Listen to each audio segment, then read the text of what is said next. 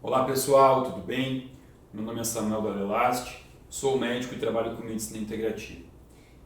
Esse vídeo é uma continuação do vídeo onde a gente abordou as estatinas, os medicamentos para diminuir o colesterol. Aí já falamos sobre infarto e agora vamos abordar um pouquinho mais sobre o infarto agudo do miocárdio, tá? Que é hoje considerada a doença que mais mata pessoas no mundo. A cada 5 pessoas que infartam, uma vai ao óbito. É uma estatística muito pesada essa, né? E para falar sobre infarto, a gente tem que começar entendendo um pouquinho sobre a estrutura de uma artéria, tá? Porque assim, ó, aonde que o colesterol circula no corpo? Ele circula no sangue, dentro das artérias. E é muita ingenuidade a gente acreditar que o colesterol ele é uma molécula que facilmente adere às artérias. Porque se fosse assim, um corpo tão perfeito, nosso corpo é tão perfeito, por que a gente iria ter sido fabricado dessa forma tão errada, né? O colesterol está circulando dentro da tua artéria porque ele tem que gerar algumas moléculas, alguns hormônios, né? O colesterol ele é um gerador de hormônios. E um dos hormônios que o colesterol ele gera é a vitamina D, que a gente já sabe que não é vitamina, é um hormônio. O colesterol ele é precursor também de testosterona, de progesterona, de cortisol, de um monte de hormônios importantes para o corpo. Então, será que o colesterol seria algo tão vilão, tão maléfico? Não, não seria. Acontece que a gente foi projetado para poder lidar muito bem com esse colesterol circulante nas artérias, tá? Então aqui, ó, eu desenhei uma artéria e aqui tem o epitélio da artéria, muscular da artéria, e a gente tem que entender que por dentro da artéria existe uma camada que chama camada íntima arterial, que é uma camada que reveste todo o nosso epitélio arterial por dentro.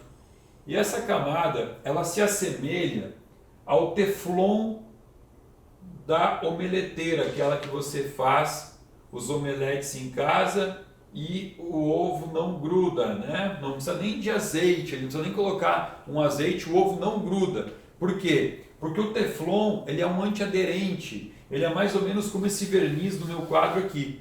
E nesse teflon, você não vai ter a possibilidade do colesterol estar se grudando, estar aderindo. E assim é com todos os bichos, né? Você não ouve história de macaco infartando, de girafa infartando. Isso são coisas extremamente raras. Você só vai encontrar 2 espécies que infartam muito: o cachorro e o homem. Porque são as únicas 2 espécies que comem comida industrializada, né? O cachorro ele come ração. E a ração ela contém o quê? Muito trigo, muito óleo de girassol, muito óleo de canola, tudo coisas que vão levando à inflamação desse epitélio, tá? Então, pensa aqui comigo, ó. Aqui dentro do sangue, uma das coisas que circula é a glicose, tá? Glicose é o açúcar que a gente usa na produção de energia e é fundamental você ter a glicose no sangue. Acontece que você tem que ter ela em quantidades controladas. Por quê?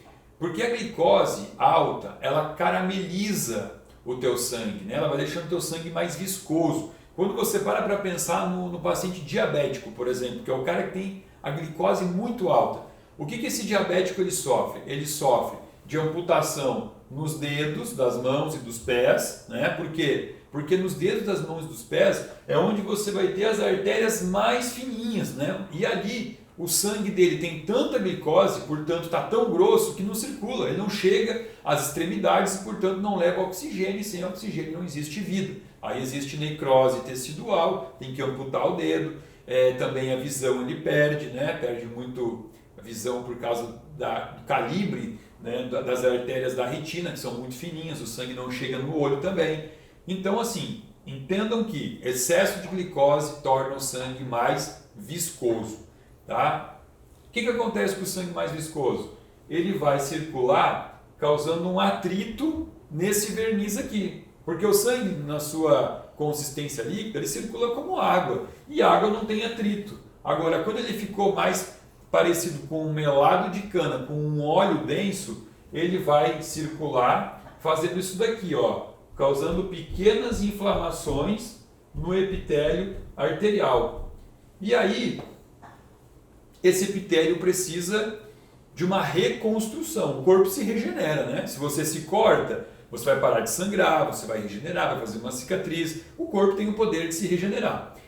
E quando você tem esse machucado aqui, não vai ser diferente. O corpo vai querer regenerar essa lesão dentro da artéria.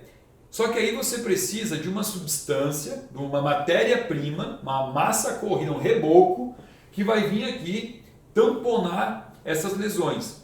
Só que esse reboco, ele precisa fazer essa função em meio a um cano que está fluindo sangue pra caramba, né? Muita água, o sangue é água, é plasma. Então pensa comigo, eu tenho que corrigir isso daqui, mas eu não posso fechar o cano, não posso falar assim, ó, fecha o encanamento que eu vou botar uma massa corrida aqui, um reboco, e depois que secar você libera de novo. Não, não posso fazer isso. O corpo tem que fazer o reparo mediante fluxo sanguíneo intenso, que é água, né? Sangue é plasma, é água. Então aqui eu tenho que pensar que o corpo vai fazer esse reparo utilizando uma molécula que não se mistura com água, que lida muito bem com a água. Qual é a molécula que a gente conhece que não se mistura com água? A gordura, ou seja, o colesterol. Então o corpo ele vai passar a sintetizar mais colesterol para que o colesterol venha aqui fazer o trabalho de fechar os buraquinhos que você causou com a tua alimentação de alto índice glicêmico. Ó, o colesterol veio ali, tapou os buraquinhos, tudo legal?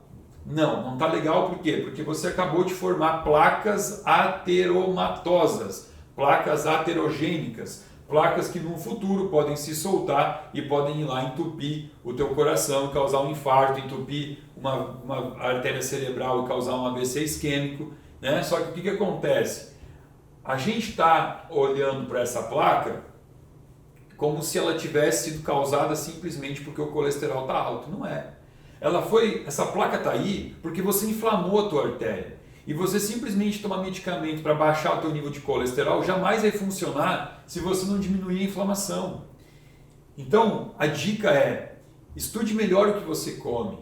Exclua da tua vida os alimentos de alto índice glicêmico. E muitas vezes você pode estar fazendo errado sem saber. Por exemplo, quando você toma um copo de suco de laranja natural, provavelmente você está pensando assim, pô, é laranja, é fruta, é natural.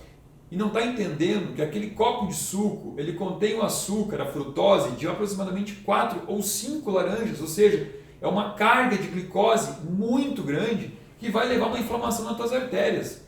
Então, busque sempre um profissional capacitado, um nutricionista, principalmente se for um nutricionista que trabalha numa visão de nutrigenômica, epigenética. Nutrigenômica são ciências mais modernas, que vai fazer com que o nutricionista não fique só te passando uma dieta calculando caloria, porque isso também não funciona. Dieta à base de contagem calórica já foi provado que não funciona. Busque um profissional que esteja graduado em nutrigenômica para te passar uma dieta que leve em consideração tudo isso que eu acabei de descrever aqui, tá? O infarto é uma doença de maus hábitos e não genética. O impacto da genética no infarto é de apenas 20%.